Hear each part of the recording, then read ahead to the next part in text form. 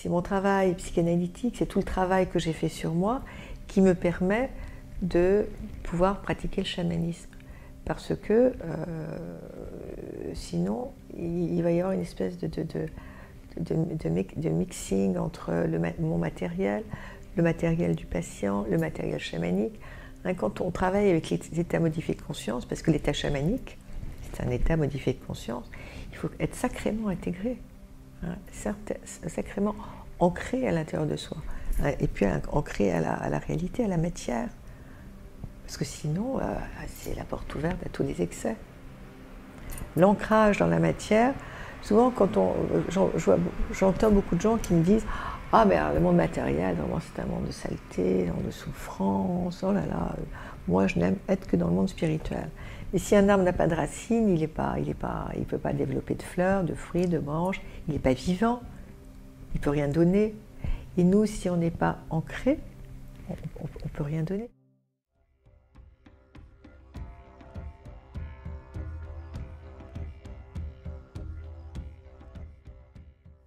Alors, quand j'étais petite, je voulais être guérisseuse, thérapeute, aider les autres. C'était quelque chose que je ressentais très très profondément, comme une petite fille peut s'exprimer avec ses propres mots.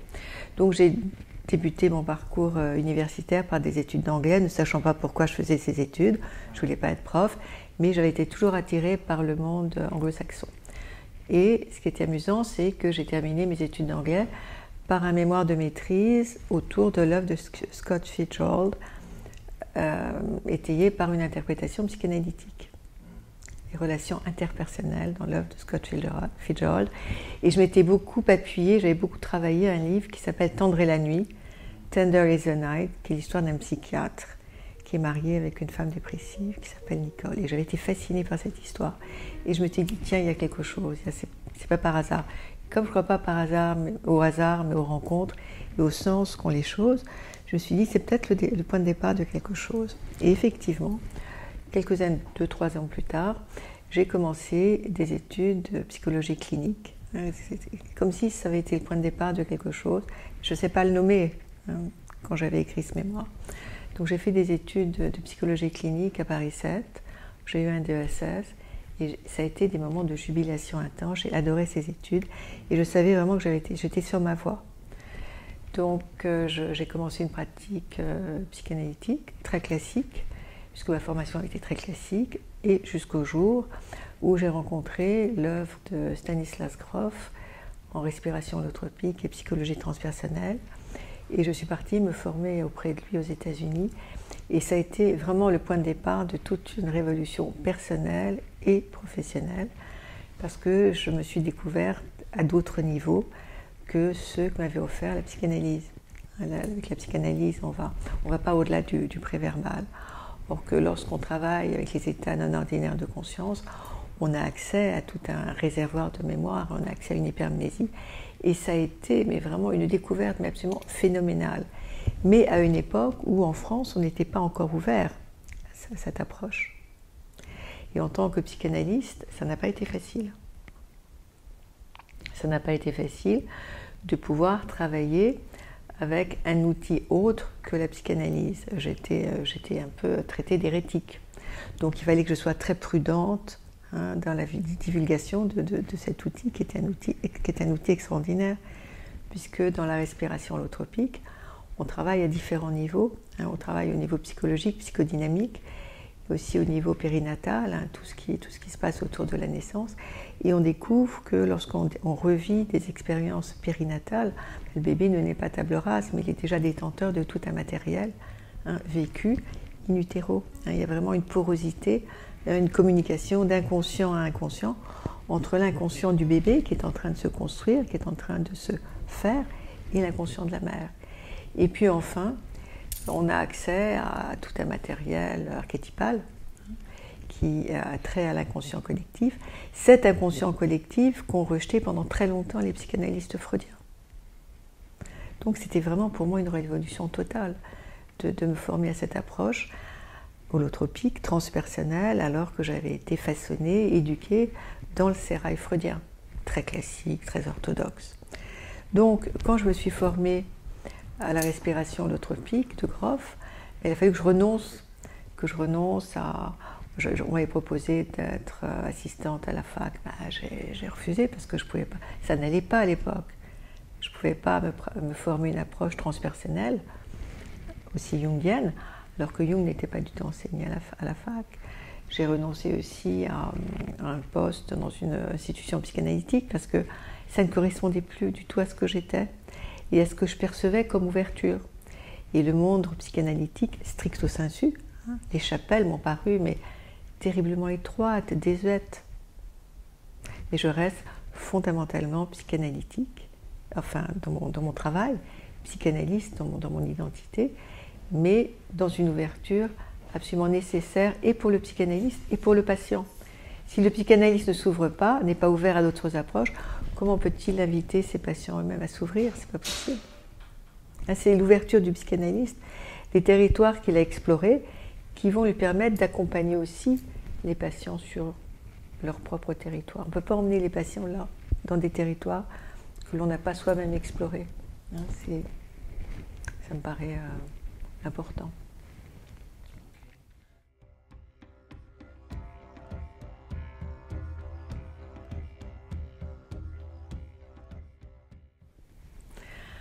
Pour moi, c'était la psychanalyse, c'était l'aventure de ma vie, qui s'est suivie ensuite par mon travail avec Grof. Et j'ai commencé une psychothérapie, j'avais 22 ans. Bon, j'avais vécu quelque chose de très très difficile. Je suis restée des années en analyse. Bon, j'ai fait une psychothérapie avec une vieille dame russe qui avait été l'élève d'Adler à Vienne, et elle me recevait dans son vieil appartement à Neuilly. Vétuste, il y avait un samovar, on buvait le thé, les murs étaient tapissés de livres, elle avait un chignon gris. Je garde une très très grande tendresse pour cette femme qui m'a vraiment aidée à un moment où je souffrais beaucoup.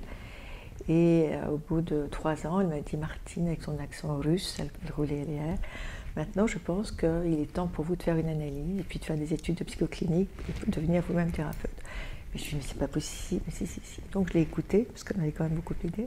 Puis à l'époque, j'allais beaucoup mieux. J'ai commencé une psychanalyse, j'ai commencé des études de psychoclinique, et pendant des années, j'ai été sur le divan 3 fois par semaine. Je ne sais pas le nombre d'années. Parfois en riant, je me dis que je suis la petite cousine de Woody Allen, mais je dirais que lorsqu'on est praticien, il est important de travailler sur soi continuellement. De pouvoir se libérer de tous ces engrammes, qu'on le reçoit aussi dans notre travail, les engrammes de notre vie. On est stigmatisé par beaucoup de choses, et que c'est aussi travailler sur soi, c'est aussi laisser la porte ouverte à une meilleure écoute de l'autre. Donc j'ai fait une analyse personnelle très longue, une analyse didactique, des supervisions. Enfin, je suis passée par le trajet classique du psychanalyste. J'ai jamais appartenu à des chapelles. Même si j'appartenais à des écoles, même si on m'a proposé, comme je vous le disais, d'intervenir. Mais pour moi, c'était très important de rester libre. Je suis très indépendante et je ne voulais pas être assujettie à une école ou à une forme de pensée. Mon premier analyste était un analyste lacanien et ça a été terrible. Il représentait tout ce que je n'aimais pas et tout ce que j'ai fui aussi dans ma pratique personnelle. Je me souviens, c'est important que je le dise parce qu'il y avait un terrorisme à l'époque, une espèce de toute-puissance du psychanalyste sur son patient, surtout des lacaniens. Je ne veux pas les critiquer parce qu'ensuite j'ai eu un autre analyste lacanien qui était un homme extraordinaire, un vieux monsieur que j'ai beaucoup aimé, enfin, qui était dans l'humanité. Les jeunes analystes lacaniens à l'époque étaient extrêmement sévères. Et donc j'arrivais, je me souviens, à l'époque, j'avais quel âge, 25, 26 ans. Et un jour, j'arrive, et la séance faisait 150 francs. 3 séances par semaine, à l'époque, j'avais très peu d'argent, donc je travaillais beaucoup pour payer mon analyse. Et je lui donne 1500 francs. Alors, c'était déjà, on ne lui donnait pas de la main, je ne lui donnais pas de la main à la main, il fallait mettre l'argent sur un guéridon. Et puis, il ne me rend pas la monnaie. Mais je lui dis, mais vous ne me rendez pas la monnaie? Il me dit, mais vous savez très bien qu'il faut venir avec la compte. Eh bien, ça sera valoir sur les autres séances. Mais c'était terrifiant, parce que je n'avais plus d'argent. C'était... Et souvent, je trouvais sur le divan le séminaire de Lacan. J'avais l'impression qu'il y avait un fantôme, que le fantôme de Lacan traînait dans le cabinet et que lui n'était pas libre à l'intérieur de lui-même. C'était des séances de 5-6 minutes. Donc je vivais une très très grande frustration. Donc ce premier périple psychanalytique, même s'il a été austère, frustrant, m'a aussi montré en miroir ce que je ne serais jamais avec mes patients. Et donc à l'époque, hein, cette rigidité, je ne dirais pas cette rigueur, parce que la rigueur elle est très importante hein, quand on est thérapeute, mais cette rigidité, cette non-humanité hein, a entraîné beaucoup de patients au suicide. Quand le patient vient nous voir, il est en souffrance. Et on ne peut pas faire abstraction de la souffrance de l'autre être humain qui vient nous voir. Donc quand les lacaniens disaient que la psychanalyse ça guérit de surcroît, parce que quand on est en souffrance, on a envie de guérir. Mais on ne parlait pas du tout du mot guérison. Le mot guérison, c'était un mot qu'il ne fallait surtout pas utiliser. On vient faire une psychothérapie ou une analyse pour aller mieux, pour vivre, pour retrouver le sens du vivant. Ce n'est pas un exercice intellectuel d'aller s'allonger sur du divan 3 fois par semaine. Hein, c'est tout à fait autre chose. Donc, ça m'a donné vraiment à voir ce qu'il ne fallait pas faire avec ces patients. Et j'ai eu la chance de rencontrer donc un autre analyste qui s'appelait Octave Manoni, qui était aussi lacanien, et qui était tout à fait le contraire. C'était un modèle d'humanité, de poésie et de gentillesse. Mais pas la gentillesse guimauve, mais à l'écoute. On peut être gentil, kind. Voilà, le mot gentil, c'est un petit peu... c'est mal perçu en français. Mais kindness, la gentillesse. Là, c'est aussi l'ouverture du cœur. Et puis, j'ai été très façonnée aussi par un analyste que j'ai infiniment aimé sur le plan de la clinique, dont j'ai suivi les consultations pendant des années, et qui a été mon premier superviseur, qui était Michel Sapir. Et Michel Sapir a beaucoup travaillé autour de la relation soignant-soigné. C'était un psychiatre, psychanalyste, et là j'ai beaucoup appris. Voilà, ça c'était vraiment à l'origine de ce qui m'a fécondé dans ma pratique. C'est sur le plan psychanalytique, Octave Manoni et Michel Sapir, et puis ensuite mon travail avec Grof à niveau extra-analytique. Mais Stan Grof est quand même psychanalyste et psychiatre, donc avec cette ouverture hein, de pensée et de conscience qu'on lui connaît. Voilà un petit peu mon parcours, très brièvement résumé.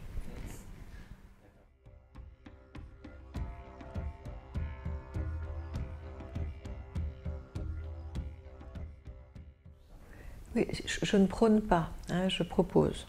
Hein. Je propose parce que de ma propre expérience personnelle en tant que patient, je me suis aperçue qu'avec un travail psychanalytique, aussi long soit-il, je ne pouvais pas aller au-delà, comme je vous le disais, du préverbal. C'est-à-dire qu'il y avait encore des couches de moi-même qui restaient suspendues. Donc mon travail en expansion de conscience, avec la respiration holotropique, a été pour moi ce qui m'a permis d'aller visiter des terres qui n'avaient pas été visitées ou qui avaient été oubliées. Et quand vous êtes dans cet état d'expansion de conscience, qui peut être rencontré par donc, cette technique de respiration hyperventilée, hein, accompagnée de musique très évocatrice, ou quand vous êtes dans un état d'hypnose profonde, ou lorsque vous êtes, vous avez été induit par des musiques percussives, des musiques qui vous permettent de basculer, hein, d'aller dans un autre état, à ce moment-là, la mémoire s'ouvre. Parce qu'on n'est plus véhiculé par le mental, on n'est plus censuré par les barrières du mental. Donc à ce moment-là, les portes de la perception s'ouvrent. Et ce que j'ai découvert de moi a été tellement fondateur que je me suis dit, mais je ne peux plus travailler uniquement avec la parole. Même si la parole est essentielle, hein, on est un corps fait de parole, on est alimenté par la parole. Comme disait Lacan très justement, l'inconscient est structuré comme un langage. Donc on ne peut pas faire l'économie de la parole. Donc je me suis dit, mais je vais compléter ma pratique psychanalytique par la respiration holotropique, l'hypnose, parce que j'étais formée à l'hypnose aussi. Puis ensuite c'était le MDR, l'approche chamanique, parce que ça me semblait être tellement bénéfique aux patients, parce que ça l'avait été pour moi. Mais il fallait que je sois très prudente à l'époque, parce que pratiquer la psychanalyse en y incluant d'autres outils, c'était vraiment un sacrilège, c'était une offense terrible faite à l'établissement de freudien, faite à la figure de Freud. En fait, c'était la trahison suprême. Mais l'histoire du mouvement psychanalytique, elle est faite de trahison, de querelles, de discorde. Et puis, de toute façon, ce qui est important, c'est d'être fidèle à soi. Mais pour être fidèle à soi-même, et ce qui nous semble juste, il est important d'être déjà structuré, d'avoir déjà une formation qui nous permet de ne pas déraper. Parce que tuer la psychanalyse, c'est très beau, mais beaucoup de thérapeutes qui se sont formés aux thérapies humanistes sans avoir fait un travail suffisamment profond sur eux, ont beaucoup dérapé avec les patients. La psychanalyse, pour moi, c'est un outil extrêmement intégratif qui, pour le thérapeute, lui permet d'abord d'être à l'écoute de son propre inconscient, pour ensuite être à l'écoute de l'inconscient du patient, et puis aussi savoir travailler autour du transfert, du contre-transfert, parce qu'il y a une relation, la thérapie, elle se fait à partir de la relation. Il faut aussi pouvoir travailler sur la relation et ne pas tomber dans certains pièges séducteurs, aussi bien du patient que la séduction que peut opérer malheureusement l'analyste ou le praticien sur le patient. On a vu beaucoup de dérapages. Pourquoi ? Parce que le praticien n'était pas suffisamment formé. La psychanalyse, elle nous apprend la rigueur, pas la rigidité, la rigueur, l'intégrité, l'éthique. Il faut qu'il y ait un cadre. S'il n'y a pas de cadre, c'est la voie ouverte à tous les dérapages. Et on a beaucoup critiqué la psychanalyse parce qu'elle était trop sévère. Mais il faut qu'il y ait cette sévérité entre guillemets. Un enfant, si les parents ne sont pas, si le père n'impose pas la loi, il va déraper, il ne va pas pouvoir se structurer. Winnicott dit être good enough, être suffisamment beau. J'aime bien, j'adore Winnicott, c'est un psychanalyste anglais qui m'a beaucoup impacté. Il parle de good enough mother, la mère suffisamment bonne. Mais si elle est trop bonne, est-ce qu'elle donne de la glace, des bonbons à son enfant toute la journée, l'enfant va grossir, il va avoir une crise de foie, enfin il va être malade. Mais c'est savoir doser. C'est pas trop donner, mais c'est être juste. C'est ça qu'enseigne la psychanalyse quand elle est pratiquée par un analyste juste. Et il y a eu beaucoup d'excès. Il y a eu des excès dans toutes les disciplines. Dans les thérapies humanistes, qui ont beaucoup vilipendé la psychanalyse, il y a eu énormément d'excès. Alors, la psychanalyse élargie, pourquoi ? Parce que je trouve qu'il est dommage de ne pas pouvoir bénéficier des découvertes post-freudiennes. Et ce qui est intéressant, c'est que les thérapies humanistes, pour beaucoup, ont été créées par d'anciens psychanalystes. Et que c'est important d'aller avec son temps. Reich, qui a été très critiqué, il était un ancien analyste. Pearls, pareil, ils ont tous été formés dans le sérail analytique. Après, qu'on s'en départisse, qu'on s'en éloigne, why not? Mais l'important, c'est de pouvoir rester structuré. Et sinon, c'est la porte ouverte à tous les excès. Et pour moi, je suis très attirée par les courants novateurs. Donc je me disais, mais quel dommage de ne pas pouvoir faire bénéficier le patient de ces courants novateurs qui vont lui permettre peut-être d'aller plus rapidement, d'accélérer le processus thérapeutique. Mais il n'y a pas de mystère, je veux dire qu'il n'y a pas de shortcut, il n'y a pas de raccourci. Même en introduisant de nouvelles approches dans le cadre clinique, on ne peut pas faire accélérer l'inconscient du patient. L'inconscient du patient, il vit avec son temps. Le temps de la cure, le temps thérapeutique, il est indispensable. Il n'y a pas de magie, ce n'est pas en quelques séances qu'on va éradiquer de toute une souffrance qui est là depuis des années. Quand un patient vient me voir en me disant « mais vous croyez qu'avec le MDR ou l'hypnose, ça va aller vite? Combien de temps? Est-ce que vous pensez qu'en 4 mois ou 5 mois, je vais aller mieux ?»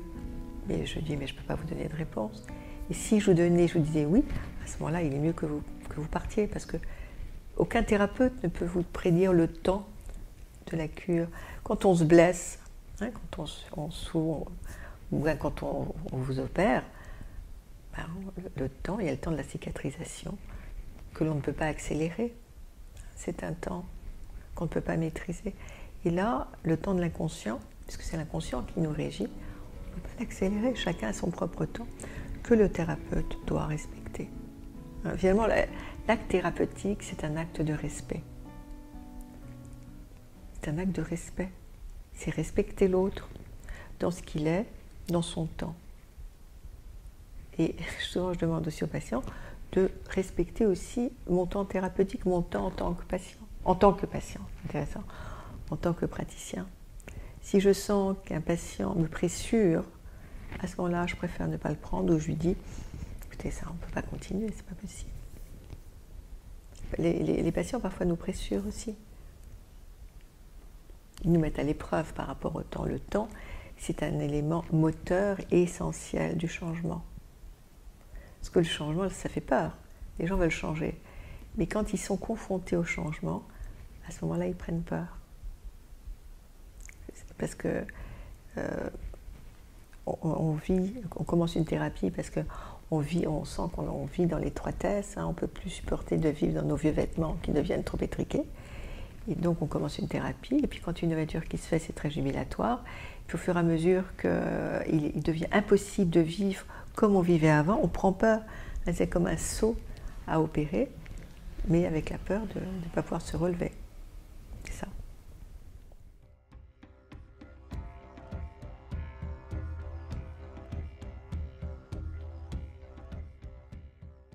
C'est une question, c'est très vaste parce que j'ai l'impression que le chamanisme en fait m'accompagne depuis ma plus tendre enfance. Quand j'étais petite, je vivais des expériences extraordinaires, mais je ne pouvais pas les nommer, je ne pouvais pas mettre de nom dessus, parce que je ne savais pas ce que c'était. Et la nuit, je voyageais. J'avais l'impression que j'allais dans des espaces un peu intersidéraux, et le matin, bien que je volais. Donc il y avait une partie de moi qui était dans le lit, puis une autre partie de moi qui était ailleurs. Et c'était très très très agréable. Et puis au petit matin, j'avais l'impression que je rentrais dans mon corps et que je devais m'ajuster à ce corps comme à une gaine ou à un gant. Et oui, ce que j'ai oublié de vous dire est que lorsque je volais, je pouvais voler à l'extérieur, dans l'appartement, je visitais l'appartement, mais je n'étais pas dans mon corps parce que quand je voulais appuyer sur un bouton, un interrupteur, il n'y avait pas de force. Et je passais à travers les murs. Alors je me disais, comme j'ai toujours eu un esprit très très analytique aussi, tout en étant attirée par l'extraordinaire, j'ai toujours été très analytique, essayant toujours de comprendre, je me disais, mais attends, comment tu peux passer à travers les murs et ne pas pouvoir allumer l'interrupteur? Donc je me disais, mais il y a quelque chose d'un petit peu de bizarre. J'en parlais pas à ma famille parce que mes parents se seraient inquiétés. J'allais très très bien, j'aimais l'école, j'avais des petits amis, j'étais pas du tout une enfant bizarre, mais j'étais attirée par d'autres choses. Mais je pouvais pas en parler. Et puis plus tard, quand j'ai fait ma formation avec Grof, j'ai commencé à lire des livres différents, puisque Grof nous ouvrait aux autres états de conscience, des états de conscience extraordinaires.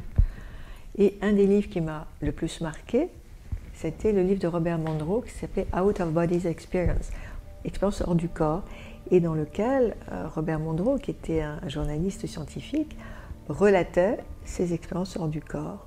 Et comment, au début, quand il a commencé à les vivre, sans qu'elles aient été provoquées, ça lui a fait peur, il est allé voir un copain psychiatre. Et le psychiatre lui dit, mais attends, dans ton récit, t'es pas fou, bon, tu vis quelque chose d'extraordinaire. Donc, ce que je te propose, c'est qu'on fasse une expérience. Demain soir, moi, je serai chez moi. Je ne te dis pas ce que je vais faire. Et, puisque tu pratiques le voyage hors du corps, projette-toi chez moi. Et puis, on se revoit le lendemain et tu me diras ce que tu as vu. Donc, ils se mettent d'accord sur une certaine heure. Donc, le psychiatre est chez lui. Robert Monroe est dans sa propre maison. Et il se projette astralement chez son copain psychiatre, visite la maison, voit son ami vaquer à différentes occupations. Et le lendemain, quand il se retrouve dans le cabinet, enfin physiquement, dans le cabinet du psychiatre, Robert Monroe lui relate ce qu'il a fait et tout était juste. Donc je me suis dit, en fait, j'ai vécu toute petite, des extensions du corps. J'étais une petite fille tout à fait normale, entre guillemets. Pas du tout dysfonctionnelle, pas du tout isolée. J'étais une petite fille très heureuse. Hein. Différente de mon milieu, hein, de ma sœur, mais une petite fille très heureuse.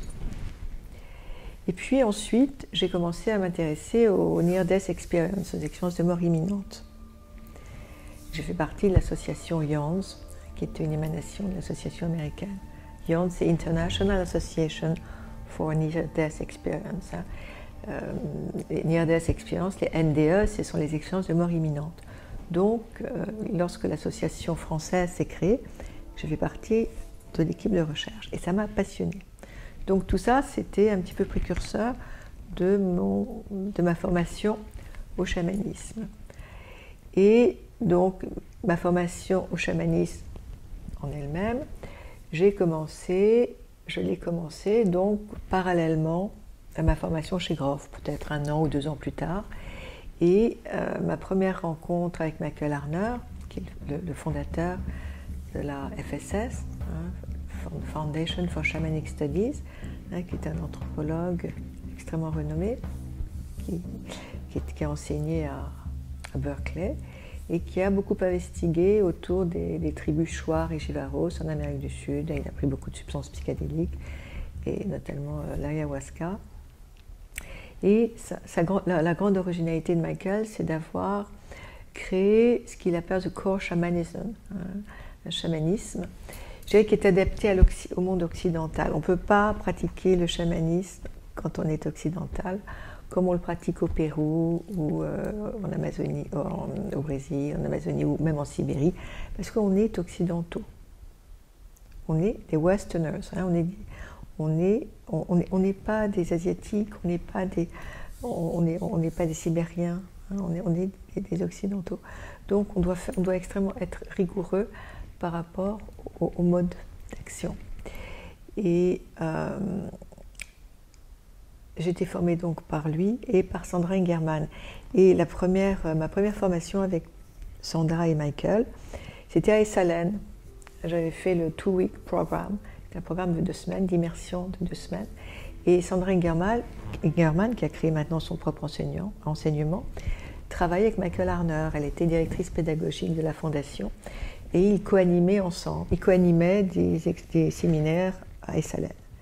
Et là, ça a été extraordinaire. J'ai découvert le tambour, j'ai découvert le voyage dans les différents mondes, hein, le monde d'en bas, le monde d'en haut, parce que dans le monde chamanique, hein, dans la tradition chamanique, hein, il y a 3 mondes. Hein. Il y a le monde humain, qui est le monde du milieu dans lequel on vit, puis il y a le monde d'en bas, qui est le monde des animaux, le monde d'en haut, qui est le monde des guides, des maîtres. Et là, je découvrais un monde que j'avais pressenti, déjà par mes voyages hors du corps quand j'étais petite, que je pressentais, que j'intuitionnais, mais que je n'avais pas encore nommé. Et donc, j'ai découvert le tambour. Hein, le tambour qui est la monture du chaman et qui lui permet hein, de naviguer entre les mondes. Et puis, j'ai découvert cette femme étonnante qui est Sandra Ingerman, qui est devenue une amie auprès de laquelle je me suis formée au recouvrement d'âme, à l'extraction, à différentes approches, et qui m'a fascinée. Petite, pas très grande, de longs cheveux, et elle est incorporée par, dit-elle, hein, donc je ne trahis pas hein, ce qu'elle dit, puisqu'elle le dit elle-même, par une entité qui s'appelle Isis, donc qui est la déesse égyptienne. Elle ne se prend pas du tout pour une déesse, mais une de ses maîtres, hein, ses maîtresses, c'est Isis. Et quand Sandra, et j'étais fascinée parce que pendant le groupe de formation à Esalen, un jour, Sandra donc s'est laissée incorporer devant le groupe par Isis, et on avait vraiment l'impression, quand on la voyait, de voir Isis. C'était plus la Sandra qu'on voyait, américaine, californienne, mais c'était Isis dans son expression, dans son corps, dans sa statuaire, comme si elle était devenue la déesse Isis, une reproduction, une sculpture. C'était extraordinaire de la voir. Donc elle s'est occupée d'un patient hein, qui est venu au milieu du cercle. Et là, on avait l'impression d'être en Égypte. C'était extraordinaire. Et c'était en même temps complètement tangible, complètement réel. Et j'ai assisté à une guérison. Le groupe était constitué de professionnels, hein, parce qu'il y a la fondation. Ils sont extrêmement rigoureux hein, quant à l'engagement des gens. Ils veulent des gens professionnels, qui sont des professionnels de l'aide, hein, qui ont fait un travail sur eux-mêmes, donc il y a une grande rigueur. Et ça a été le point de départ de ma formation au chamanisme. Donc ensuite, j'ai continué à travailler avec Sandra Ingerman. Quand elle a créé son propre enseignement, j'ai fait la formation des 3 ans avec Michael Harner. Puis j'ai fait encore d'autres formations sur 15 jours avec la fondation. Donc c'est une formation extrêmement rigoureuse hein, et extrêmement, je dirais, ancrée aussi dans la matière. Ce que j'aime aussi, c'est que ni Sandra ni Michael Harner ne se prennent pour des gourous. Ils insistent bien sur la nécessité d'avoir fait un travail sur soi. Puis un traitement chamanique, ça ne remplace ni un traitement médical, ni une psychothérapie. Alors j'en suis arrivée donc au chamanisme par Michael Harner et Sandra Ingerman. Et puis bon, j'ai travaillé avec des chamans amérindiens, péruviens. Mais je dois dire que les enseignements les plus marquants pour moi ont été ceux de Michael Harner et de Sandra Ingerman, parce qu'adaptés à l'être occidental que je suis. Même si j'ai navigué en Inde, un peu partout, je suis fondamentalement quelqu'un d'occidental. Et je peux pas le nier. J'ai suivi des enseignements bouddhistes, soufis. Bon. Mais celui qui m'a le plus apporté, c'est l'enseignement chamanique, parce que finalement, il n'y a pas d'église, il n'y a pas de dogme, il n'y a pas de gourou, il n'y a pas de maître. On est en lien avec l'univers, avec la nature. Donc pour moi, c'est ça le divin, hein, c'est la nature, c'est l'univers. Il n'y a pas d'église. Il n'y a rien d'imposé. Et ce que j'aimais bien dans les enseignements de Michael et de Sandra, c'était, vous avez pris un tas de notes hein, pendant vos formations, burn your notes, brûlez vos notes, et laissez le chaman à l'intérieur de vous parler, vous inspirer. Mais c'est comme en psychanalyse, on n'est pas psychanalyste sans avoir fait une psychanalyse personnelle, sans avoir fait aussi suivi des enseignements en psychopathologie, enfin fait des stages. Enfin, il y a tout un enseignement, il y a toute on est fécondé par ce qu'on apprend. Et après, une fois que c'est intégré, ben, la théorie, ça n'empêche pas d'exister. Hein. Voilà, c'est ça. Donc, c'est les expériences qui nous structurent.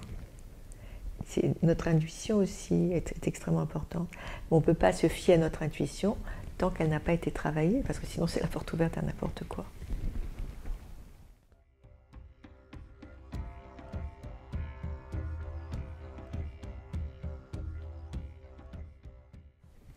La psychanalyse, ça a vraiment été pour moi une initiation.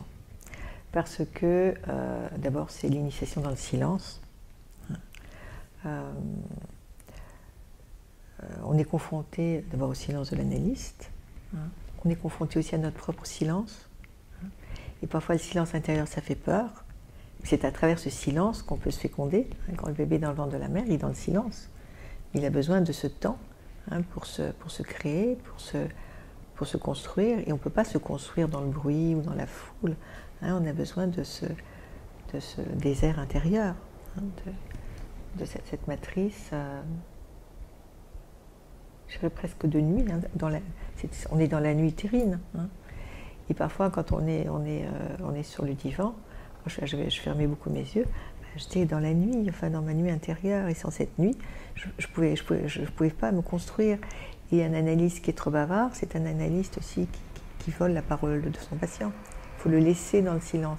Et dans les sociétés initiatiques, en franc-maçonnerie par exemple, l'apprenti, comment on rentre en franc-maçonnerie, je me suis beaucoup intéressée aux sociétés initiatiques, pendant un certain temps, on ne va pas parler, on va rester dans le silence. Et c'est en restant dans le silence qu'on peut aussi capter des choses, on peut recevoir. On ne peut pas recevoir quand il y a trop de bruit, c'est pas possible. Et dans le chamanisme, c'est pareil. Quand on prend notre tambour, alors il y a le son du tambour évidemment, mais quand on voyage au son du tambour, on doit être dans un silence intérieur total, sinon on est parasité.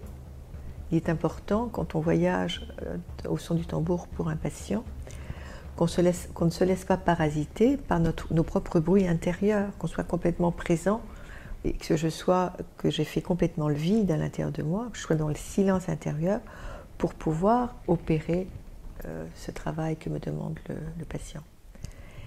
Quand je suis dans la position du psychanalyste, c'est la même chose. Je dois être complètement vierge, complètement nettoyée de mes propres engrammes pour pouvoir recevoir la parole de l'autre. Sinon, il va y avoir une confusion, des projections.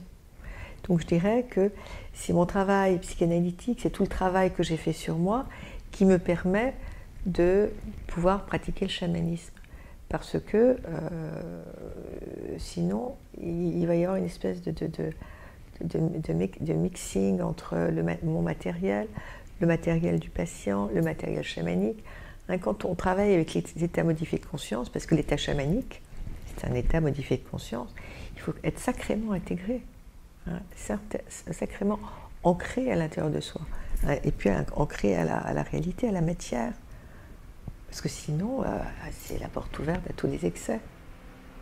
L'ancrage dans la matière, souvent j'entends beaucoup de gens qui me disent « Ah, mais le monde matériel, vraiment, c'est un monde de saleté, un monde de souffrance, oh là là, moi je n'aime être que dans le monde spirituel. » Mais si un arbre n'a pas de racines, il ne peut pas développer de fleurs, de fruits, de branches, il n'est pas vivant, il ne peut rien donner. Et nous, si on n'est pas ancré, on ne peut rien donner.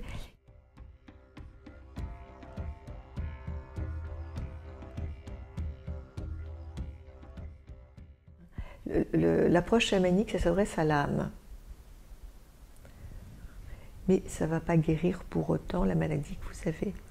Mais à partir du moment où on donne du sens à ce que l'on a et que l'on comprend pourquoi une maladie ou pourquoi un traumatisme est survenu dans notre vie, à ce moment-là, il y a du sens qui se construit, qui s'opère, et il y a quelque chose qui se libère chez le patient. Et dans la tradition chamanique, on dit que l'on peut mourir healed, but not cured. Alors, en anglais, il y a deux mots pour la guérison. Healing, c'est la guérison de l'âme. Donc, quelqu'un meurt d'un cancer très, très évolué. Peut-être qu'il ne va pas guérir sur un mode organique, mais son âme va guérir et il va être prêt à quitter son corps, à partir. Il ne sera pas en colère, il ne sera pas « pourquoi moi, qu'est-ce que j'ai fait, je ne mérite pas ça ». Mais il va comprendre, il va donner du sens à sa maladie, à sa vie. Il va pouvoir partir apaisé. Donc une approche chamanique va permettre de prendre soin de l'âme, de la guérir aussi, peut-être. Encore faut-il aussi que le patient consciemment accepte. On ne peut pas faire un travail sans le consentement du patient. Et puis, ça va l'amener peut-être à la guérison organique, peut-être pas. Mais en aucun cas, je ne dirais à un patient « Écoutez, vous savez que le chamanisme, c'est plus la peine d'avoir le médecin ou un psychothérapeute. » Je veux dire que ça serait vraiment de l'assassinat. Mais combien de gens se déclarent, s'autoproclament chaman? Moi, je ne dis pas du tout que je suis chamane, pas du tout. Je dis que je suis une praticienne du chamanisme, qu'il y a certains patients avec lesquels je sens qu'un travail chamanique peut se faire, d'autres avec lesquels ça ne peut pas se faire. Il faut aussi tenir compte de la structure psychologique du patient, parce que ça peut être très spectaculaire au niveau intérieur pour le patient. Et puis, il faut aussi savoir dire non. Ça, c'est très important. Parce qu'il y a un tourisme spirituel actuellement. Le chamanisme, c'est très à la mode. Donc, on voit fleurir les chamans. Et puis, il y a aussi une efflorescence de la demande pour les traitements chamaniques. Parce que les gens croient comme ça, on claque des doigts, et puis c'est enlightenment, c'est l'illumination, c'est la guérison instantanée. Je suis allée, par rapport au chamanisme et à la guérison, moi je m'intéresse beaucoup à la guérison spirituelle. Et je pense que la guérison physique et la guérison spirituelle vont de pair. Par exemple, si un patient a une maladie très grave, un cancer, il est évident qu'il faut qu'il aille chez l'oncologue, le cancérologue.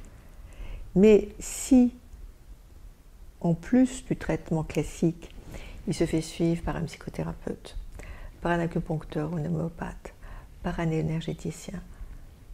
C'est génial, parce qu'il y a une prise en charge multiple, et c'est bien aussi que tous ces correspondants, tous ces praticiens soient en contact les uns avec les autres. Malheureusement, en France, il y a encore une fermeture par rapport aux approches holistiques alternatives. Les médecins sont résolument contre. De toute façon, ça n'existe pas. Tous les praticiens alternatifs sont des charlatans. Et pour les praticiens alternatifs, oh, les médecins sont des terroristes, des cons, ils sont fermés, ils ne nous acceptent pas. Donc il y a une fermeture de tous les côtés. Mais ce qui est important, c'est le bien-être, c'est le bien-être du patient. Et c'est notre ouverture en tant que praticien. Vous voyez ? Et c'est dommage que le patient ne puisse pas bénéficier de toute cette prise en charge. L'année dernière, il y a 3 ans, j'ai une patiente de 35 ans qui avait eu un cancer du sein. Et elle a eu un chirurgien fabuleux. Elle a guéri. Hein. Mais elle m'a dit, heureusement que j'ai eu cette multiplicité de prise en charge. C'est comme ça que j'ai pu guérir. Parce qu'il fallait qu'elle guérisse le sein malade. Enfin, je veux dire, il y a eu une amputation, ensuite une chimio. Mais son système immunitaire a pu être boosté parce qu'il y a eu toutes ces approches autres. C'est ça. Je crois qu'il ne faut pas être naïf en disant que uniquement les approches alternatives peuvent guérir, parce que ça n'est pas vrai, je pense pas. J'étais aussi, parce que vous me posiez la question, j'ai eu un père qui était très très malade. Et puis je me suis intéressée à un guérisseur qui s'appelait John of God, Joao Dadeus. Il y avait une émission sur lui, sur Arte, et puis Sandra Ingerman m'en avait parlé. Donc je suis allée le voir pour que peut-être à travers moi il puisse guérir mon père. Moi, comme disait ma mère, j'aurais été au diable pour mon père. Mais bon, je suis allée 2 ans de suite. Et j'ai rencontré là-bas des gens extraordinaires, des gens qui venaient du monde entier pour se soigner. C'est vraiment la cour des miracles. Et John of God, c'est un paysan. Je ne vais pas faire de publicité pour lui, il suffit d'aller sur Internet. Évidemment, il est très critiqué. Alors, il y a des articles très laudatifs sur lui, puis d'autres très critiques, mais c'est comme ça pour tout le monde. Il suffit d'aller auprès de lui, faire sa propre expérience, où elle est bénéfique ou elle ne l'est pas. Et j'ai rencontré des gens là-bas qui avaient été guéris. Alors, j'ai voulu écrire un article sur lui, et puis je ne l'ai pas fait. Bon, mais j'en parle dans mon bouquin. Et j'ai rencontré une femme qui était psychologue. Je raconte souvent son cas parce que j'en étais témoin. Hein. Elle est arrivée, on est arrivés en même temps, elle avait des béquilles, elle avait une polyarthrite invalidante, elle ne pouvait pas marcher sans béquilles, il fallait que son mari la soutienne. C'était tragique, hein, parce qu'elle avait cette polyarthrite depuis des années, et elle était sous anti-inflammatoire depuis longtemps, et avec parfois des piqûres en cas de crise aiguë. Et elle est restée 3 semaines. Au bout de 3 semaines, elle a jeté ses béquilles. J'ai pris des photos d'ailleurs. Elle a pris des béquilles. J'ai rencontré une autre femme qui avait une sclérose en plaques et qui marchait, elle ne marchait pas à l'époque au début. Quand on s'est rencontrés, elle était sur un fauteuil roulant. Elle m'a montré ses radios, des comptes rendus de radio. Enfin, elle m'a montré ses radios, j'ai vu les radios, puis j'ai vu les comptes rendus des médecins. C'était sclérose en plaques. Mais ce n'est pas celle qui est très très difficile. Il y a 2 types de sclérose en plaques, mais c'était celle qui est la moins aiguë. Et au bout de 3 semaines, elle marchait appuyée sur son fauteuil roulant. Hein. Elle le tenait pour avancer. Elle n'était plus assise. Elle pouvait esquisser des pas en tenant son fauteuil roulant. Alors qu'est-ce qui se passe? Est-ce que c'est le médium, guérisseur qui guérit? On ne sait pas. Alors quand on arrive à la Casa de Don Ignacio, qui est le lieu, cet hôpital spirituel où officie Joao Dadeus, John of God, ils disent 50% c'est le patient, c'est son désir de guérir. Il y a 25% moi, Joao, en tant qu'intercesseur, et puis il y a 25% Dieu, le divin. Mais in fine, c'est nous, on est vraiment les artisans de guérison, physiquement et psychiquement. Et comme disait Groff, j'aimais bien cette phrase, on a un maître, we have an inner healing guide, Là, on a un maître de guérison intérieure. Et donc, on est notre propre guérisseur. C'est nous qui avons le pouvoir. Et s'en remettre au pouvoir du médecin, c'est perdre son propre pouvoir. S'en remettre au pouvoir du thérapeute, c'est perdre son propre pouvoir. Et justement, le rôle du psychothérapeute ou du médecin, c'est de rendre au patient son pouvoir. Et la maladie, donc on en revient au chamanisme, hein, la maladie, dans le chamanisme, c'est une perte de pouvoir. It's a power loss. Ou bien c'est une perte d'âme. Et quand on perd son âme, on perd son pouvoir.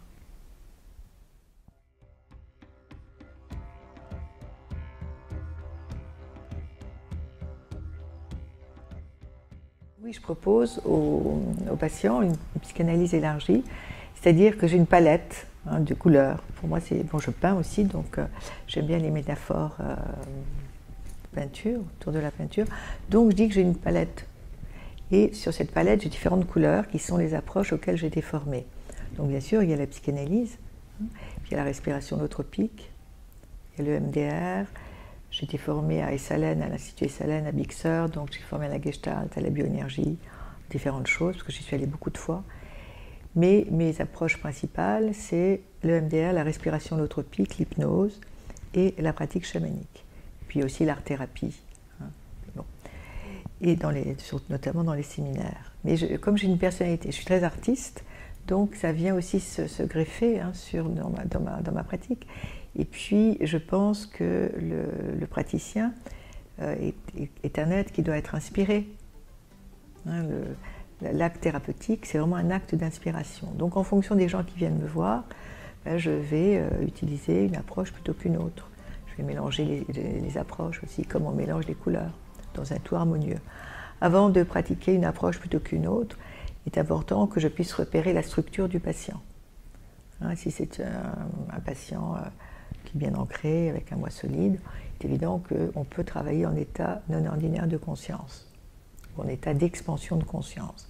Si c'est un patient qui est sous antidépresseur ou bien sous neuroleptique, il est évident que ça sera une thérapie beaucoup plus classique, hein, thérapie analytique en face à face, parce qu'il ne faut surtout pas que le patient aille se décompenser.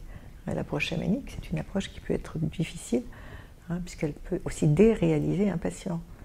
Faire respirer en respiration holotropique un patient qui est sous neuroleptique, ça peut accentuer un délire, enfin ça peut faire déclencher un délire. Ça peut être terrifiant, parce qu'on peut vivre des expériences difficiles.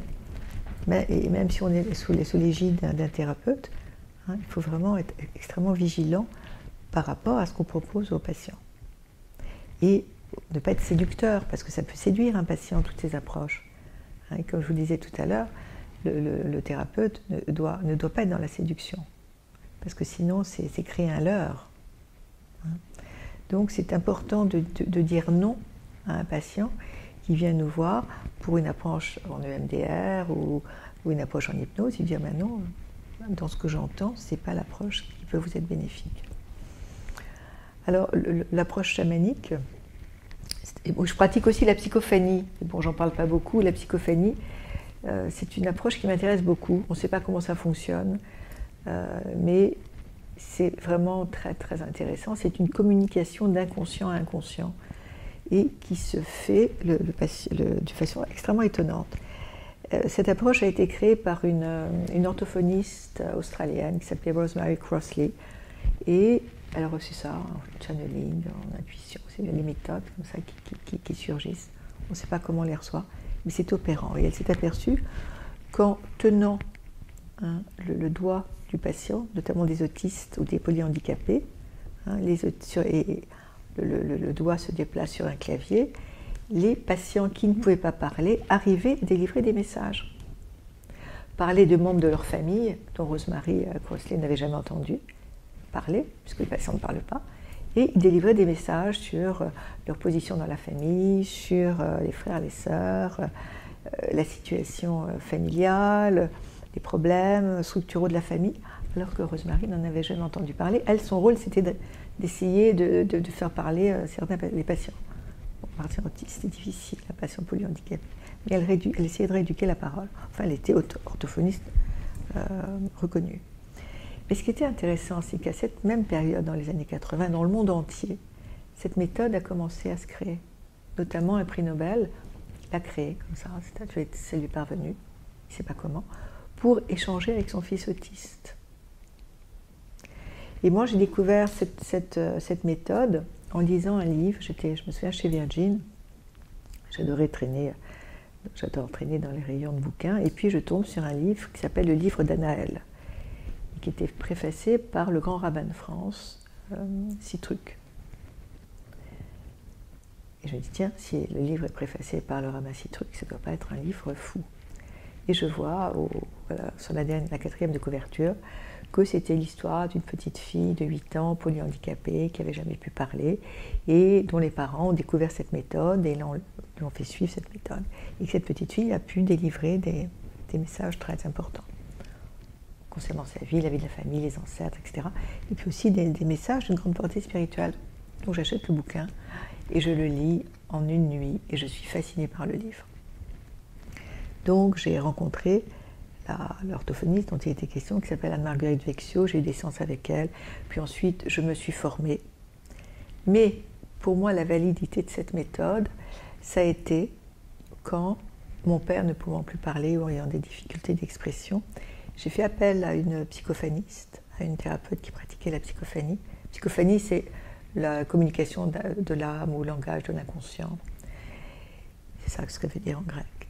Et j'ai demandé à une thérapeute de venir. Voilà, mon père est souffrant, il ne peut pas parler, est-ce que vous pouvez venir? Je ne lui ai pas demandé à quelqu'un que je connaissais, parce qu'elle aurait pu être influencée par moi, parce qu'elle pressentait de mon histoire. Donc elle est venue à mon cabinet, mon père était là. Et mon père a commencé à parler de choses très personnelles de sa vie, puis de la Seconde Guerre mondiale, de la Shoah. Et il a dit cette phrase extraordinaire: « Laissez-moi partir vers les mondes feutrés. » Et je me dis, mais c'est valide, ça marche. Donc je me suis formée.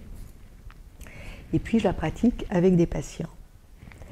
Et notamment dans des séances de recouvrement d'âme. Donc le recouvrement d'âme, donc je pratique comme ce que me disent les esprits. Puisque le praticien chamanique n'opère pas seul, mais il est accompagné de maîtres ou d'alliés, qui vont l'aider, qui vont faire le travail chamanique dont le patient a besoin. Ça, c'est dans l'enseignement de Michael Harner. On a des alliés, des helpers, des teachers ou des enseignants dans le monde invisible. Donc, quand quelqu'un vient me voir pour un recouvrement d'âme, c'est quelqu'un qui a vécu un traumatisme. Et vous verrez que je vais revenir à la psychophanie, parce que je le pratique aussi pendant une séance de recouvrement d'âme. Donc, la personne vient me voir parce qu'elle a vécu un traumatisme, ou parce qu'entre tel âge et tel âge, il y a une amnésie, et qu'elle n'arrive pas à poser de mots sur ce matériel, sur ce refoulement, qui opère comme une béance dans sa vie, et qui la rend impuissante. Le fait d'oublier nous rend impuissants. Quand on n'arrive pas à mettre de mots, on a l'impression qu'il y a une partie de nous qui n'est pas là. Donc, une personne vient me voir, voilà, entre tel âge et tel âge, ou bien, il me semble que j'ai vécu un traumatisme sexuel, mais j'en suis pas sûre, ou bien j'ai été abusée par mon père, et entre tel âge et tel âge, ou par ma mère, ou par... Parce que les mères aussi s'abusent. C'est des abus, pas nécessairement sexuels, on peut être abusé verbalement, mais des mots durs, ce sont des mots qui percutent, qui font mal, qui nous traversent, qui nous tuent. Les mots, ça tue. Et les mots tuent, T-U-S, ça tue, T-U-E. Le refoulement nous tue. Parce qu'on a l'impression qu'on est absent une partie de nous-mêmes. Donc, lorsqu'il y a eu souffrance, lorsqu'il y a eu trauma, une partie de l'âme, en chamanisme on parle de l'âme, se dissocie, s'en va. Alors, en psychologie on parle de dissociation. Quand j'ai été agressée, il y a une partie de moi qui s'est dissociée, ce qui fait que je n'avais plus de passé, plus d'avenir, j'étais complètement figée dans le présent. On est figé. Donc le patient a l'impression d'être figé, et souvent d'être coupé de tout. Donc, il vient me voir, donc avant de dire oui, on a un entretien, je fais une anamnèse, pour voir si, j'interroge, est-ce qu'il y a eu des moments où vous avez été médicamenté, est-ce que vous êtes en bonne santé, enfin voilà, l'entretien l'anamnèse classique. C'est généralement moins long qu'une anamnèse d'un patient qui vient me voir pour une psychothérapie. Et si c'est un patient que j'ai déjà en traitement, à ce moment-là, il n'y a pas d'entretien préparatoire. Je sais que le patient est prêt à vivre le recouvrement d'âme et qu'il est apte. Mais quand quelqu'un vient me voir de l'extérieur, je ne sais pas nécessairement. Donc j'ai un entretien préparatoire. Donc le recouvrement d'âme, je demande, donc on est OK pour faire, je suis OK pour faire le travail. Donc j'ai demandé au patient de s'allonger par terre. Ça, c'est la façon très classique du recouvrement d'âme. Et il est sous une couverture, sur un matelas, sous une couverture avec un cache pour les yeux. Et je vais prendre mon tambour. Le tambour, je vais taper pour le patient. C'est pour lui. C'est comme une musique de guérison qui est le préambule au traitement, qui est le prélude au traitement. Parfois, il y a des chants qui viennent. Ça chante à travers moi. Et lorsque je me sens prête, à ce moment-là, je mets une cassette de tambour, enfin je mets une musique de tambour, et je vais m'allonger auprès du patient. Alors, épaules, hanches et chevilles contre lui. Je ferme les yeux et je pars dans les mondes invisibles, accompagné par un de mes alliés, des animaux, des guides, peu importe. Et j'établis bien l'intention, mon intention est de partir à la recherche des morceaux ou du morceau d'âme perdu de mon patient, et je donne le nom du patient, c'est l'intention. Et puis je suis dans les mondes invisibles, alors c'est l'univers, et je pars à la recherche des morceaux de l'âme du patient qui se sont absentés, qui ont fui au moment du trauma, au moment de l'épreuve. Et puis, alors je vois une petite fille, là je suis en train de vous parler d'une séance qui s'est réellement passée, une petite fille qui est au pied d'un sapin, elle a des couettes, elle a un petit ours en peluche, et elle est apeurée, et elle est entourée d'étoiles. Et je lui dis, bonjour, je suis Martine, et je viens de la part de l'adulte, de l'adulte, parce que tu es une petite fille, les étoiles, au pied d'un arbre. Il n'y a pas de logique dans le monde invisible. On peut être sur une étoile, avec un arbre, il peut pas être sur une étoile. La logique n'est pas notre logique humaine. Et puis, il y a une partie de toi, vous vous manquez l'une à l'autre. Et l'adulte que tu es ne peut pas évoluer parce qu'il y a une partie d'elle qui lui manque. Elle souffre, vous êtes en souffrance. Donc pour toi, qui es encore une petite fille, tu dois la réintégrer. Ah ben oui, mais j'ai très très peur, donc une négociation. Tu dois, c'est pas tu dois, mais il est important, il est souhaitable que vous vous réintégriez l'une à l'autre, parce que l'une sans l'autre, vous ne pouvez pas évoluer. Elle a besoin de toi, et toi, tu as besoin d'elle. Parce que là où tu es, tu ne peux pas évoluer. Tu es une éternelle petite fille, mais tu as encore un chemin à faire. Et l'une sans l'autre, vous ne pouvez pas opérer ce chemin. Donc, je négocie, et puis quand la petite fille est d'accord, et là, généralement, quand je discute avec elle, je vois la scène traumatique originelle et des informations qui me viennent. Je lui dis, mais tu sais, maintenant, il n'y a plus de risque, tu ne vas plus être enfermé dans le placard, tu ne vas plus être battu, il n'y aura plus de violence.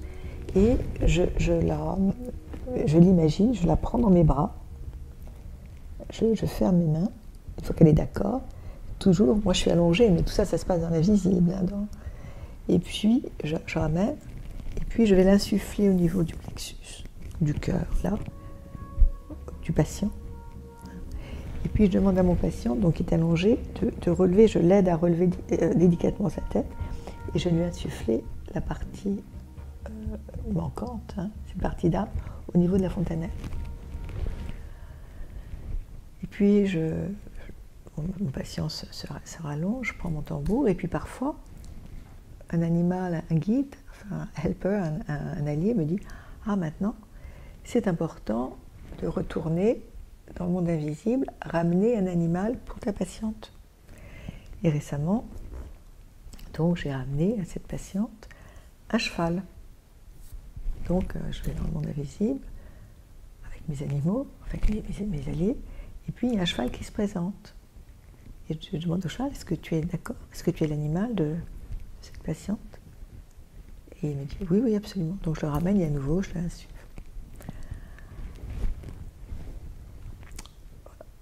Parfois aussi, on me dit, mais voilà, il y a encore une partie d'âme ailleurs. Donc à nouveau. C'est pour ça que je prends toujours, généralement, c'est une séance qui dure 2h30. Si au bout de 2 heures on a terminé au bout de 2 heures.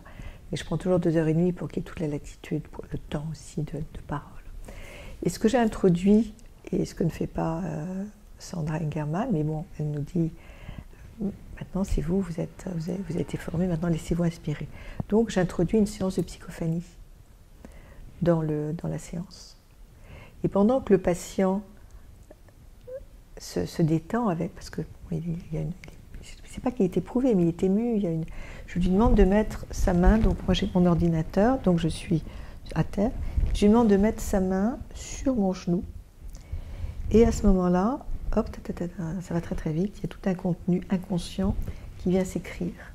Et souvent c'est la conclusion de la séance. Et ce qui s'écrit sous mes mains, c'est l'inconscient du patient. Donc va venir conclure la séance. Et ensuite, soit je rejoue du tambour, je mets une musique classique, une musique apaisante, une musique ascensionnelle, ou une musique de naissance, une musique un peu triomphale, ça dépend de ce qui s'est vécu. Là, ça peut être le prologue de l'oratorio de Bach, ça peut être un morceau du Messie de Handel, il y a un très beau passage sur la naissance, donc c'est des trompettes très triomphantes. Donc tout dépend de ce qui s'est vécu. Et puis ensuite, il y a un moment de parole, d'intégration. Mais pas trop long, parce qu'il ne faut pas non plus rentrer dans l'analyse, alors que c'était un travail autour du cœur. J'aime pas trop parler. C'est important quand même que le patient puisse verbaliser s'il en a envie, sans analyser. Et puis généralement, j'aime bien, je donne une petite pierre, un petit cadeau, qui sera le symbole de ce qui a été ramené. Hein. Le nom du chien, il y a un chien qui s'appelle le Yellow Retriever, je crois. C'est un chien de chasse qui ramène les proies aux chasseurs. Ça s'appelle le Yellow Retriever. Donc là, on ramène au sujet les parties de son âme qui lui ont manqué. Comme je répète, ça n'empêche pas une psychothérapie. Parce qu'ensuite, il faut aussi dealer, il faut aussi apprendre à cohabiter avec cette partie qui nous a manqué. Alors, les informations qu'on peut voir dans le monde invisible, qui sont souvent les informations, la psychogenèse du trouble, l'événement déclencheur qui a été à l'origine de cette dissociation, on n'en parle pas au patient. On ne lui parle pas de ce qu'il a vécu, c'est pas la peine de rajouter. Et nous, ça nous permet de comprendre pourquoi cet enfant est, de comprendre toute l'histoire de souffrance. Et on ne va pas restituer au patient, ben voilà, donc effectivement, ton père t'a battu entre tel âge et tel âge, ton frère t'a violé. Non, c'est pas la peine. C'est pas la peine. Comme lorsqu'on fait une extraction, parfois, lorsque quelqu'un est en souffrance, vit une maladie physique, on fait ce qu'on appelle une extraction. Donc le chaman, enfin le praticien, prend son tambour, il tape, il bat le tambour pour le patient, et il demande à ses aides, à ses animaux de pouvoir, à ses guides, de venir faire le travail d'extraction. Donc nous, si vous voulez, on est incorporés par nos alliés, par nos enseignants. Les Américains disent compassionate teachers, les enseignants pleins de compassion, que sont les animaux de pouvoir, les guides. On est incorporés et eux font le travail à travers nous. C'est comme si on prêtait notre corps en fait. Et parfois on peut voir des araignées, des scorpions. On les enlève, donc on enlève, soit au niveau du corps éthérique, ou bien soit en allant prendre dans le corps du patient, et on jette soit dans de la terre, soit dans un bol d'eau, soit on met dans la flamme de la bougie. Mais on ne va pas dire au patient, voilà, là je vous ai enlevé des scorpions, il y avait des méduses, on ne dit pas. Voilà, donc vous ne dites pas ce que vous enlevez, puisque ce que vous voyez, ce n'est pas nécessairement la vérité. Donc il faut rester extrêmement prudent. La grande prudence vraiment est enseignée. L'important, c'est que lorsque le patient s'en va, qu'il aille bien. Et que ce bien-être puisse se poursuivre. Alors le bien-être ne se poursuit pas nécessairement. Ça peut être un bien-être de courte durée. Puis parfois le patient a peur aussi d'aller mieux. Parce que aller mieux, ça veut dire aussi changer. Donc ça serait le cadre aussi d'une autre interview sur le aller mieux, qu'est-ce que c'est? Est-ce que c'est facile d'aller mieux? Qu'est-ce qu'on fait du mieux-être qui s'ensuit? Oui, bon, c'est pas le... Donc il y a aussi dans le travail chamanique, il y a le travail d'extraction, c'est-à-dire qu'on enlève ce qui fait l'intrusion, ce qui fait obstacle. Bon, et aussi, on pourrait en parler longtemps, donc là j'essaie d'être bref. Et puis il y a aussi un travail que j'aime beaucoup en chamanisme. Les Américains parlent de psychopomp work, le travail de psychopompe, c'est-à-dire le travail de passeur d'âme. Et ça, c'est un travail que j'aime énormément. Parce que souvent, au moment d'un deuil, au moment d'un divorce, au moment d'un deuil surtout, le moment d'un divorce, c'est plutôt l'intrusion, la personne qui nous laisse ou qu'on a laissé, on a l'impression qu'elle nous envahit. Voilà, là, il m'a volé mon âme. Donc, on voit effectivement que le patient est possédé ou dépossédé de quelque chose. Donc c'est là qu'on fait un travail d'extraction. Mais le travail de psychopompe, le psychopompe, c'est celui qui guide les âmes. C'est celui qui guide les âmes à traverser, qui va les emmener vers le passage. Et souvent, quand on perd quelqu'un, on a l'impression que la personne est autour de nous. Que ça nous inquiète, parce qu'on a l'impression qu'il y a quelque chose qui ne va pas aussi dans l'énergie de la maison. Souvent, vous avez des gens c'est ce que j'avais exprimé dans une conférence récemment, qui ont l'impression qu'ils sont possédés. Depuis quelque temps, je ne suis pas moi-même. Ah, ben oui, j'ai l'impression qu'il y a quelqu'un qui parle en moi. Alors, bon, quelqu'un qui n'est pas formé à ces approches, un praticien qui n'est pas formé, il va dire « mon patient délire ». Mais non, le patient ne délire pas. Il est toujours intégré dans sa vie professionnelle, dans sa vie sociale, dans sa vie conjugale. Il n'est pas du tout délirant, mais il a l'impression qu'il y a quelque chose qui est étranger. Et le travail du praticien, donc, ça sera de proposer au patient de s'allonger et puis de pouvoir discuter avec la personne, avec l'entité qui est à travers, qui est dans le patient. Donc on met le patient en état de conscience modifié et on va lui demander: est-ce que tu es d'accord? Est-ce que vous êtes d'accord? Ça, je pratique dans les groupes, d'ailleurs sur mon site. Il y a un article qui s'appelle « Les fantômes familiaux » et c'est le cas Annabella, où c'est une femme qui était hantée par le fantôme de sa mère. Donc j'explique toute l'histoire, de comment j'ai fait le travail de dépossession. Et donc le travail de psychopompe, c'est aussi quelque part un travail de dépossession, puisque la personne, l'entité qui hante le patient, qui est souvent une entité défunte, on va l'aider à aller vers la lumière. Donc un mari qui meurt précipitamment et qui a peur de laisser sa femme toute seule, va soit rester à côté d'elle, ce qui fait que la femme a souvent l'impression d'être touchée, ou elle va dire: j'ai l'impression que mon mari est à l'intérieur de moi et je ne peux pas vivre.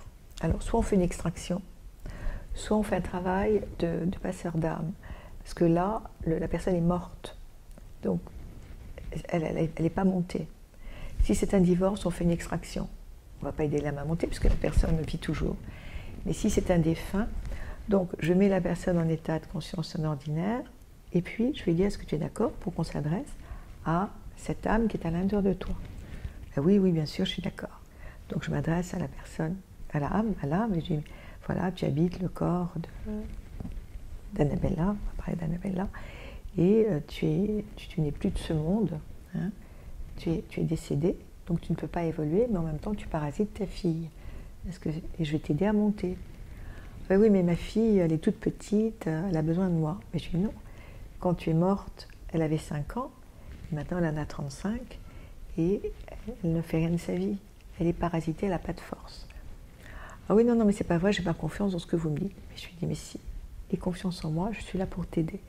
Doucement, il faut apprivoiser cette âme qui parasite le corps de sa fille. Et tout doucement, donc une fois qu'elle est apprivoisée, je lui dis maintenant, je vais t'aider à monter. Est-ce que tu es prête? Alors je lui dis, je la guide. Alors je lui dis, voilà, je suis en train de dessiner un fil de lumière, tu me suis. Ça paraît un peu ridicule, là, parce qu'on est dans le monde matériel. Et quand on est en état de conscience ordinaire, la logique n'est plus du tout la même. Donc je dessine ce fil de lumière, et je dis maintenant, agrippe-toi ce fil de lumière, ou bien imagine, ou bien tu me donnes la main. Donc, d'ailleurs, je suis émue. Donc je la guide. On est dans le monde invisible. Et puis je l'accompagne. Je lui dis, tu vas retrouver ce que tu as aimé, ton père, ta mère, les ancêtres. Ils t'accueillent. Et là où tu es, tu vas continuer à évoluer. Or qu'en étant dans le corps d'Annabella, tu ne peux pas, et elle, tu l'empêches d'évoluer. Et vous allez chacune pouvoir évoluer, elle sur le plan humain et toi sur le plan spirituel. Et je t'accompagne, je suis avec toi jusqu'à ce que je ne puisse plus t'accompagner, parce que là, on va rentrer dans le monde de l'au-delà, dans le monde spirituel, où tu vas continuer à grandir, où tu vas être accueilli, et moi, je vais retourner dans le monde où j'appartiens, c'est-à-dire le monde humain. Ça, c'est brièvement résumé, c'est le travail du psychopompe. Et lisez l'article que j'ai écrit sur Annabella, c'est un cas extraordinaire, je crois qu'il marquera toute ma vie. Et après ce travail, Annabella, c'était dans un groupe de respiration holotropique, qui était diaphane, elle était habitée, elle était peintre, sa mère était peintre. Elle était peintre et elle signait de la signature de sa mère. Et à la fin du travail, elle était métamorphosée. Elle m'avait été adressée par un confrère à un groupe de respiration holotropique, et j'en ai plus entendu parler, et le confrère non plus. Et il y a quelques années, elle m'a téléphoné, elle m'a dit, vous vous souvenez de moi? Et je raconte cette histoire, parce que c'est peut-être l'histoire de ma carrière qui m'a le plus marquée. Et je lui dis, mais bien sûr. Et elle me dit, mais ça a été salvateur. Je n'ai pas téléphoné parce que j'avais besoin de mettre de la distance par rapport à mon passé. Mais j'ai fait une formation, maintenant je suis kinésiologue, je suis en couple, on pense à faire un enfant. Et ça, c'est le travail du psychopompe. Donc, comment ça marche? Si vous me demandez, mais comment ça marche? Honnêtement, on n'en sait rien. Mais ça marche. Et l'important, c'est pas de se demander, mais comment ça marche? C'est pas le comment, ni pourquoi, mais c'est que ça marche. Et pour l'instant, on n'est pas assez avancé pour savoir comment ça marche. Mais c'est faire confiance aux esprits, qui sont des enseignants, au monde invisible, et puis aussi à la capacité du patient qui vient nous voir à se restaurer, à accueillir cette guérison. Et parce que on ne peut pas faire ce travail à quelqu'un qui est sceptique. C'est comme une analyse, quelqu'un qui vient nous voir, ah ben j'ai entendu parler de la psychanalyse, bon j'ai des amis qui sont restés 10 ans d'analyse, mais bon j'ai lu Freud, j'ai lu Lacan, je trouve ça vachement intéressant, bon je vais essayer. C'est sûr que ça ne va pas marcher, je vais essayer, c'est-à-dire qu'il ne va pas se donner. Mais la personne qui se donne avec son cœur à l'expérience et qui s'ouvre aux possibilités de guérison, elle a beaucoup plus de chances d'aller mieux que celui qui dit bah, « j'essaye ». Bon, ben on va bien voir.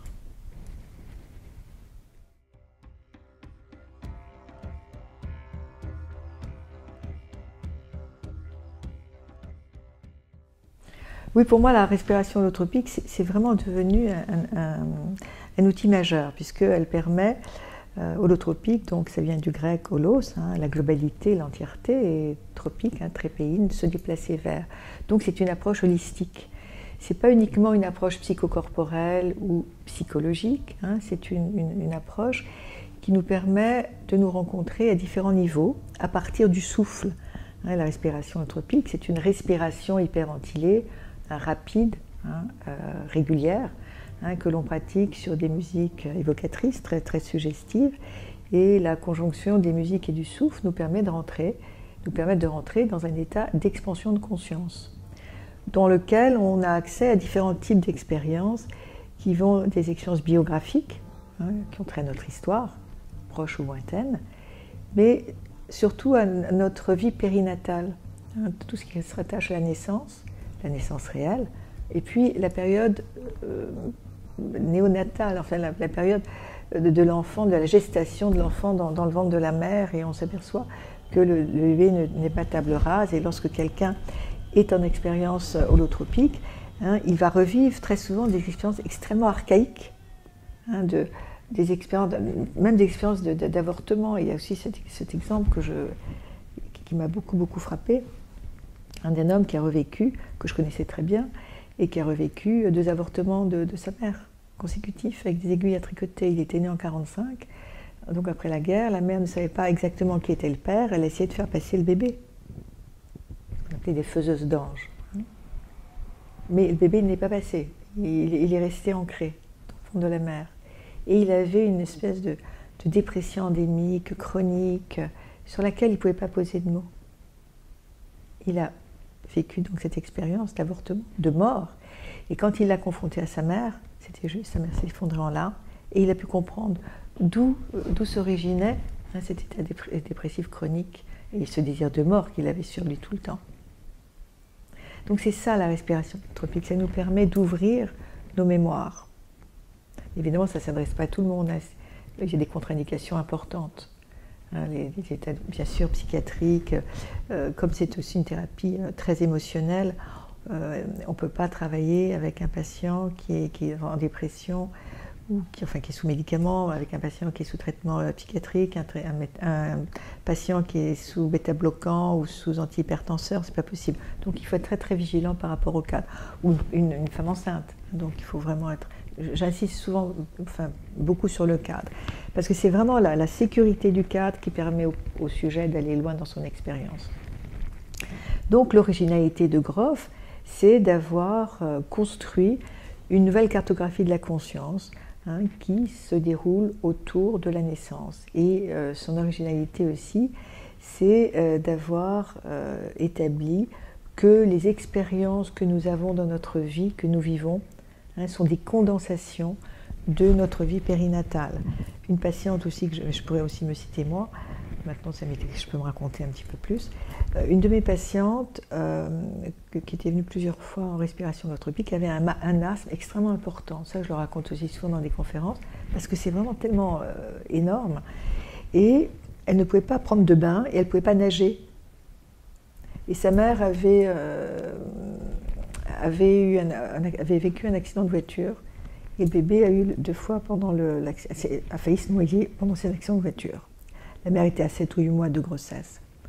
Donc la mère est hospitalisée et on perçoit une souffrance fétale chez le bébé. La mère est césarisée. Effectivement, le bébé avait 2 fois le cordon autour du cou. Donc souffrance fétale, il faut l'intuber, problème respiratoire, elle développe un asthme qui a perduré toute sa vie. Et elle vient me voir à un certain âge et elle a du mal à respirer. Donc j'étais quand même très vigilante, parce que l'asthme n'est pas toujours recommandé en respiration holotropique. Mais bon, je travaillais avec un médecin qui m'assistait et c'était OK. Au bout de quelques séances de respiration holotropique, l'asthme a régressé. Elle a pu prendre des douches, prendre des bains dans sa baignoire, apprendre à nager. Elle n'a pas mis la tête sous l'eau. Mais elle a pu comprendre. Si vous voulez, ce qu'elle vivait, c'était une rémanence de ce qui s'était passé pendant cette période néonatale. Donc le bébé ne naît pas table rase, il y a déjà une conscience qui préexiste à la naissance. Et ça, je trouve ça extraordinaire. Donc il a construit une nouvelle cartographie de la psyché avec les différentes étapes de la naissance. Ça, je ne vais pas théoriser parce qu'il suffit d'ouvrir un livre de Grof. Mais Grof, c'est vraiment pour moi la pensée la plus originale en psychologie et psychanalyse au XXe siècle. On ne peut plus ressasser Freud. C'est plus possible, Freud a dit ce qu'il avait à dire. Et si on continue à commenter la pensée de Freud, je veux dire, on tourne en rond. Il est important d'aller plus loin. Et quand on travaille avec les états d'un ordinaire de conscience, on a accès à un univers extrêmement vaste. Les gens peuvent se mettre à parler en langues étrangères, alors qu'ils ne les ont jamais apprises.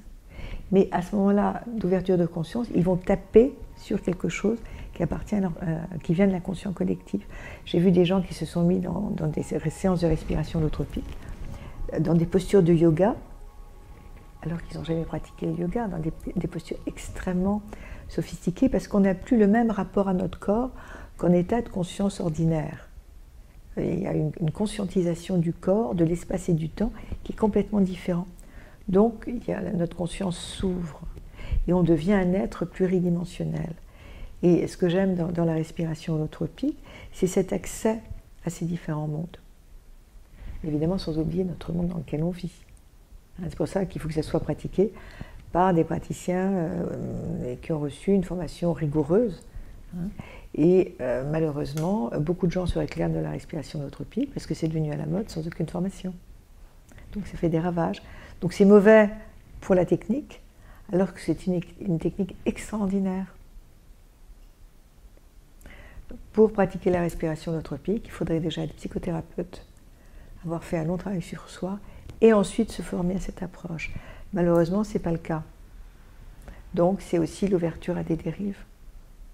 Pour être psychanalyste autrefois, il fallait avoir fait une sacrée longue analyse, plus des supervisions, des contrôles. Et c'était l'analyse qui vous autorisait à pouvoir commencer à exercer sous son égide ou sous l'égide d'un contrôleur ou d'un superviseur. Or que maintenant, les gens font quelques séminaires, ils se déclarent, voilà, ils vont faire quelques mois de formation et puis ils sont praticiens. Enfin, je veux dire, moi je trouve ça effrayant, je trouve ça terrible. Une question que peut-être vous pourriez me poser, c'est quelle formation pour le psychothérapeute? Vous voyez, c'est ça.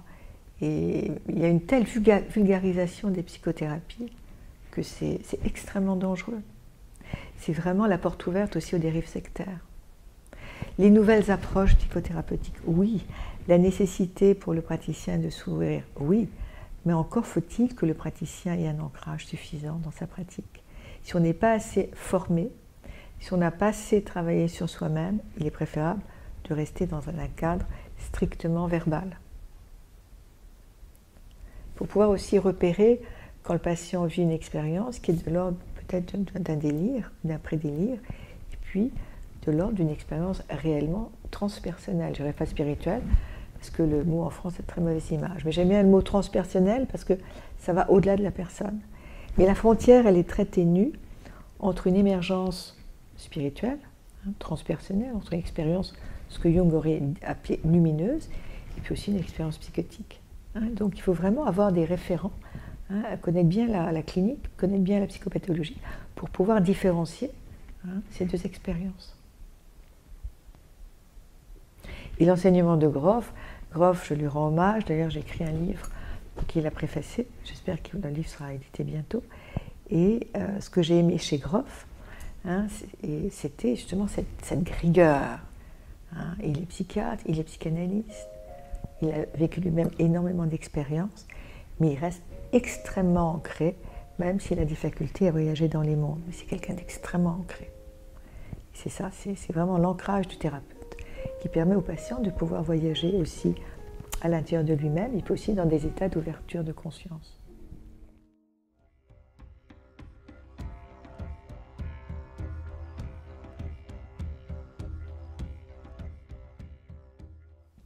Je crois que c'est la fraternité. Je crois que c'est l'acceptation des différences. C'est l'éradication de la terreur, parce qu'on vit quand même, on se sent extrêmement menacé. Et je réfléchissais l'autre jour, on a vécu l'Holocauste, le nazisme, la Shoah. Et puis finalement, maintenant, on vit la terreur du terrorisme. On voit ce que fait l'État islamique. Enfin, je ne veux pas faire de politique, mais on assiste à une époque de barbarie énorme. Mais nous, le monde occidental, dans les années 40, ne s'est pas mieux conduit. Donc on vit une barbarie différente, mais qui est aussi quelque part une rémanence de ce qui s'est fait. C'est moi, ça me renvoie à ça. Je me sens très, très concernée par ce qui se passe. Je me sens aussi très, très impuissante. Donc comment, en tant que thérapeute, je peux aider? C'est peut-être en m'exposant davantage dans ce que je suis, dans ce que j'ai traversé. Et c'est ma propre humanité, parce que je m'aperçois qu'il y a une grande différence entre ce que je suis maintenant et ce que j'étais il y a 35 ans, quand j'étais psychanalyste pure et dure, même si j'étais ouverte à d'autres choses. Au départ, j'étais quand même pure et dure. et que c'est peut-être aussi ma propre vulnérabilité, ma propre porosité à ce qui se passe, qui peut aussi aider les autres à exprimer aussi leurs peurs. On sent des peurs, les gens ont peur, les gens ont peur. Avant, on entendait beaucoup plus parler des problèmes familiaux, des problèmes sexuels, des problèmes avec le mari. Maintenant, c'est comment je vais vivre. Est-ce que je vais avoir assez d'argent? C'est la peur d'être viré de son travail, c'est la peur de se retrouver au RSA, c'est la peur de ne pas élever ses enfants. Qu'est-ce qu'on va léguer à nos enfants? On vit dans un monde en totale mutation. Et le monde a toujours connu des mutations, des transformations. Et c'est à travers de ces transformations qui étaient proches de Thanatos, hein, qu'on peut aussi quelque part se transmuter. Je pense que les périodes de mort sont des périodes de transmutation. Ça ne veut pas nécessairement dire que notre monde va s'écrouler, mais il y a une transmutation qui s'impose. C'est la mort du vieil homme dont parle Jung. Hein, et on passe nous-mêmes dans nos vies par des périodes de mort et de renaissance. On ne peut plus vivre sur les mêmes acquis. Hein. Le monde de la finance est un monde totalement virtuel. On est complètement manipulé par des sommes astronomiques. Astronomiques. Moi, j'entends les patients qui me disent, quand on pense à ce que gagne un joueur de football, bon, j'ai rien contre le joueur de football, bon, moi, ça ne m'intéresse pas, c'est très loin de moi, mais c'est outrancier par rapport au salaire mensuel des gens. Il y a une outrance, il y a une provocation. Que les gens se mettent en colère, pourquoi pas? Ils ont besoin de se mettre en colère. Donc on sent une colère. On sent une colère parce que les gens ne savent pas, on ne sait pas où on va. Alors, le thérapeute, il est aussi confronté à cela. Il se pose aussi la question, mais comment moi je peux me confronter à cette crise? Comment vais-je pouvoir la vivre au mieux pour pouvoir ensuite accompagner au plus juste mes patients? Donc le thérapeute aussi passe par des crises, par des passages. Et on ne peut pas l'évacuer, on ne peut pas évacuer nos propres questionnements, parce que si on les évacue, on ne peut pas entendre le questionnement de l'autre. Alors je dirais que ces périodes de crise, pour moi, elles me rapprochent plus de mon humanité, de mon expérience de vie et de la simplicité. Voilà. Être simple. Voilà, je crois que c'est ça. Ce que ça m'apprend, c'est la simplicité.